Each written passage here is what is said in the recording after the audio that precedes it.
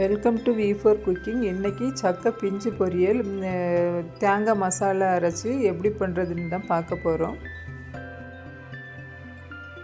சக்கை சீசன் இருக்கும்போது சக்கை பிஞ்சை இது மாதிரி பொரியல் செய்து சாப்பிடலாம். ஃபஸ்ட்டு நம்ம பொரியலுக்கு தேவையான சக்கை சொலையெல்லாம் எடுத்து வச்சிடலாம். இதில் இருக்க கொட்டையெல்லாம் ரொம்ப பிஞ்சாக இருக்கிறதுனால சொலையோடு சேர்த்து சின்ன சின்னதாக வெட்டி எடுத்து வச்சுடலாம். லேசான துவர்ப்பு சுவை கொண்ட இந்த சக்கை பிஞ்சு ஏராளமான மருத்துவ பயன்களை கொண்டிருக்கிறது.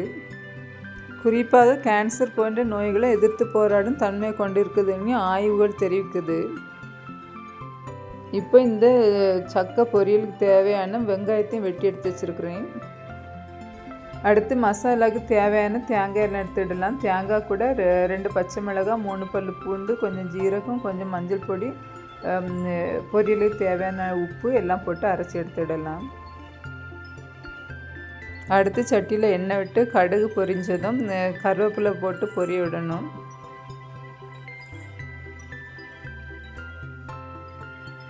கருவேப்பிலை பொரிஞ்சதும் வெட்டி வச்சுருக்கிற வெங்காயத்தை அதில் போட்டு நல்லா வதக்கணும். வெங்காயத்தை கறியை விடாமல் கொஞ்சம் மிதமான தீயில் நல்லா வதக்கி எடுக்கணும். இந்த சக்கை பிஞ்சை நம்ம சாப்பிட்றதுனால வாய் தொல்லை, செரிமான கோளாறுனால ஏற்படக்கூடிய வயிற்று வலி போன்ற நோய்கள் எல்லாம் குணமாக்கும்னு ஆய்வுகள் தெரிவிக்குது. இந்த சக்கை பிஞ்சு கூட இஞ்சி, மிளகு சேர்த்து சமைச்சு சாப்பிட்டோன்னா ஜீரண சக்தி அதிகரிக்கும்.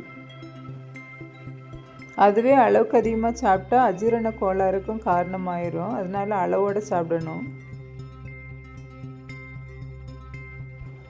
இப்போ நம்ம வெங்காயத்தை சக்கை பிஞ்சையும் வதக்கி விட்டு கொஞ்ச நேரம் மூடி வச்சு திறந்தால் சக்கை பிஞ்சு நல்லா வெந்திருக்கும்.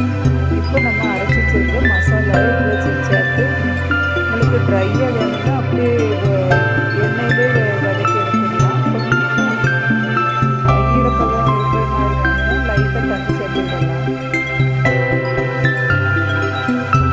தேங்காய் மசாலா போட்டதும் நல்லா கலந்து விட்டுட்டு ட்ரையாக வேணும் அப்படியே எண்ணெயிலே நல்லா கிண்டி எடுத்துக்கலாம். கொஞ்சமாக தண்ணி சேர்த்து தேங்காய் மசாலாவில் பச்சை வாசனை போகிற வரைக்கும் வேக விட்டு எடுக்கணும்.